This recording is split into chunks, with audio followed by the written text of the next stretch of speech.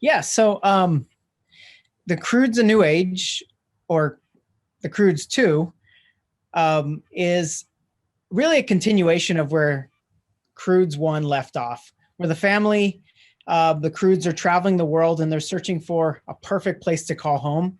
And they've faced all kinds of dangerous creatures and environments, but they come across something that really challenges the Croods as a tight family unit, and that's coming across another family, a more evolved family named the Bettermans. Yeah, especially when making a sequel, it can be hard to kind of crack that what's an important continuation for the Croods. And for us, it was unlocking that um, the idea of change. The first Croods is all about the world changing and the Croods fighting just to stay together as a pack. And once we've discovered this moment of them coming across another family, it seemed like the perfect thing to challenge every aspect of their worldview, especially this other family that has this better life and, introduces Thunk to a window, which is essentially a tablet. And, Eep and Guy, there's so much change going on with them where they're ready to start their own home and leave the pack. And, the father, Grug, is not ready for that. And so it seemed like there was so much story to continue from the first movie. I gotta say, I'm incredibly happy with what made it to the final movie, but it was a hard choice with not only the gadgets, but also the creatures. There's so much that Nate Ragg, our production designer, and his art team did a fantastic job just exploring so many options that, as you know, for every one that was that we chose and is in the movie, there's 10 left on the cutting room floor. That's a great question. It was definitely a lot to take on, not only first time directing an animated feature, but also to follow up Croods 1, which I'm such a fan of. I gotta say that for me and Mark, the great thing was we could approach the movie as fans, because we both didn't work on the first. And so that was a fun kind of kickoff point where we were like, well, now we can continue everything we love about the Croods.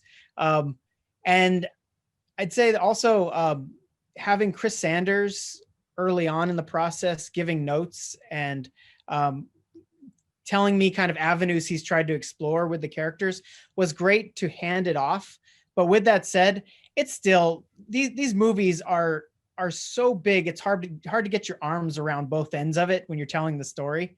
And so that was the daunting thing for me. The encouraging thing was the amazing team I was surrounded by. And once I realized, Mark's a fantastic producer and friend now. We met 3 years ago when we paired up to work on this, but also every supervisor and lead on this movie was just such a specialist that once I embraced that, it was just awesome to see, the movie elevate itself just from all the talent. The one thing I can think of was a big change we made when we first approached this movie. There was already a script. There was already a lot of concepts about meeting another family. When Mark and I read the first script, there was this scene in the script where when Eep met the other daughter, her instinct was to be jealous. And there was this total catty, I think what you'd expect when you see two girls and there's a guy and there's a love triangle. And I remember that conversation where Mark and I were talking about what's the truth of these characters. And, you got Eep, who's traveling the world, a cave girl, not coming across any other teenagers. And she sees another girl. And that she would just be incredibly excited to have a new best friend. And once we made that big change, it drastically affected the whole story to where there wasn't this kind of forced negativity. And it really unlocked how much fun we could have, not only with Eep and Dawn, but all of these characters coming across each other and the weird quirks and flaws that they kind of end up embracing about each other. Yeah, that was a fun surprise when we got the the Haim sisters to do the original song for the Thunder Sisters, and they were just. I think Mark and I, we were always like, okay, whatever the song is, it has to really match not just the energy and excitement of this moment, but also a bit of the comedy of this kind of glam rock look that the Thunder Sisters have. And it was a fun surprise for us hearing that.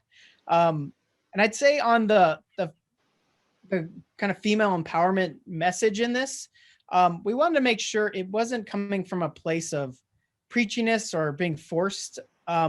It really comes from the bigger story is about unity and it's about friendship. And it felt right to unite all of the women in the sisterhood in that in a crazy way, but it's them uniting under sisterhood. And the same happens with Grug and Phil under brotherhood. They're literally just calling each other bro way too much. But it felt like that was the journey of uniting not just families, but characters together.